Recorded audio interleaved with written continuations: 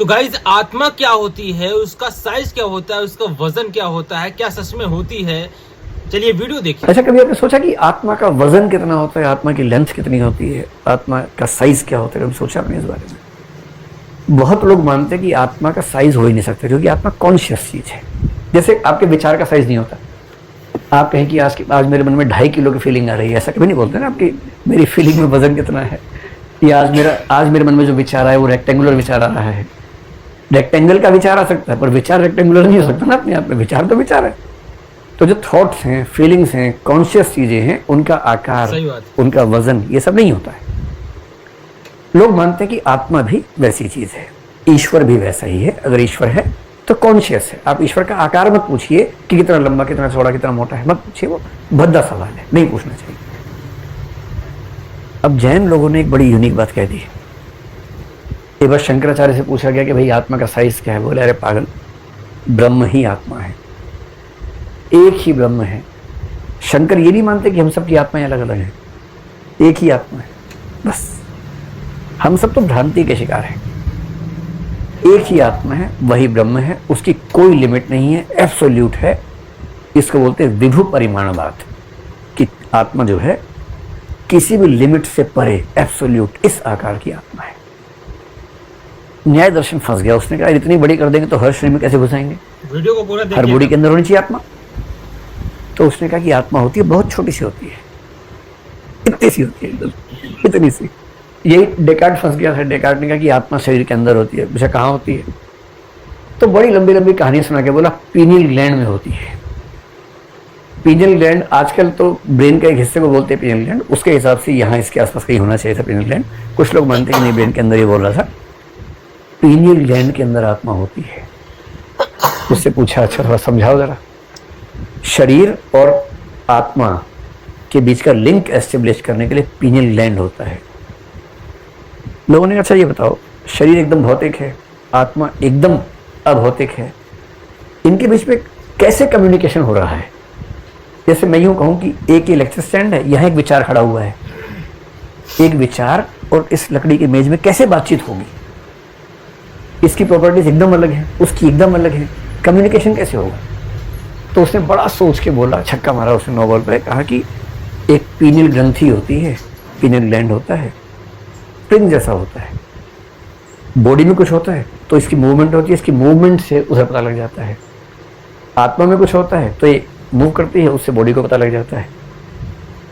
लोगों ने कहा वाह डेकार्ट, वाह क्या बताया है, कमाल ही कर दिया। बस एक बात और बता दो कि ये जो पीनियल ग्लैंड है ये भौतिक है कि चेतन है? और बात आ गई ग्राउंड जीरो पे, क्योंकि इसका कोई जवाब नहीं है। अगर ये भौतिक है तो समस्या वहीं की वहीं है, चेतन है तो भी समस्या वहीं की वहीं है, कनेक्शन कैसे होगा? इन चीज़ों से बचने के लिए न्याय दर्शन ने बड़ी सुंदर बात कही कि आत्मा होती है, बहुत छोटी सी होती है। तो लोगों ने कहा फिर ये बताओ कि हाथ में चोट होती है तो फीलिंग कैसे आती है? बड़े जैसे दीपक छोटा सा होता है पर प्रकाश हर जगह फैल जाता है, ठीक वैसे ही आत्मा छोटी सी होती है किंतु उससे चेतना पूरे शरीर में व्याप्त हो जाती है। लोगों ने कहा वाह क्या एग्जाम्पल दिया है, मजा आ गया।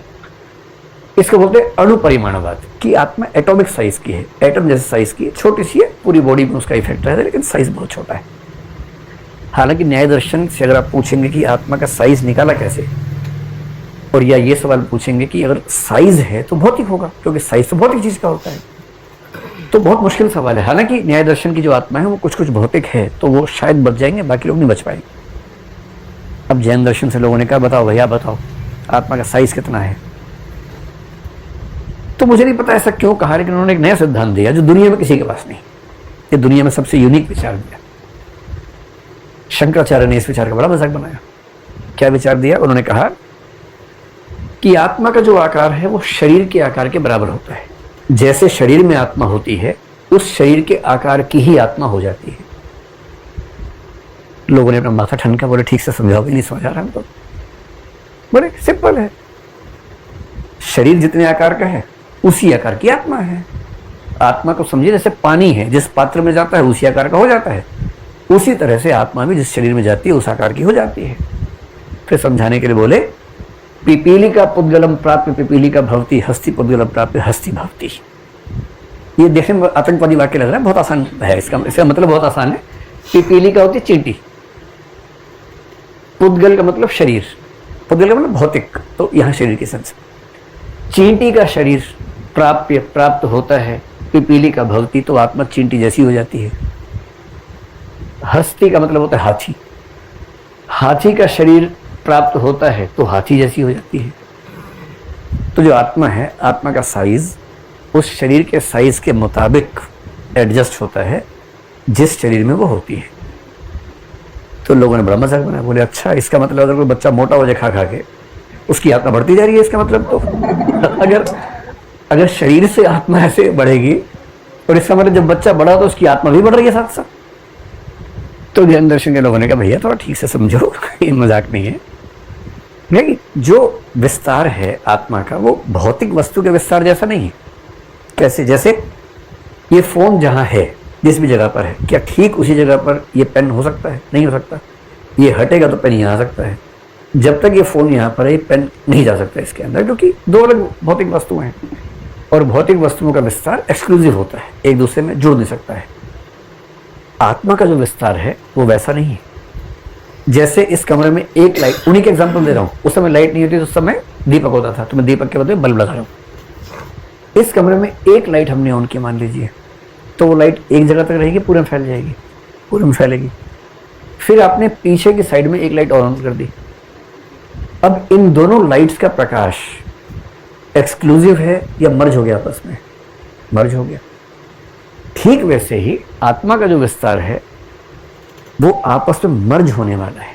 वो भौतिक विस्तार की तरह नहीं है, एक्सक्लूसिव नहीं है। और इसका मतलब थ्योरेटिकली उन्होंने कहा कि एक शरीर में एक से ज्यादा आत्माएं भी साथ साथ हो सकती हैं। हालांकि ऐसा होता नहीं है, पर दो आत्माओं का एक जगह पर होना, इसमें कोई कॉन्ट्राडिक्शन नहीं है, क्योंकि उनका विस्तार भौतिक वस्तु के विस्तार जैसा ना होकर के अमूर्त वस्तु के विस्तार जैसा है, चेतन वस्तु के विस्तार जैसा है।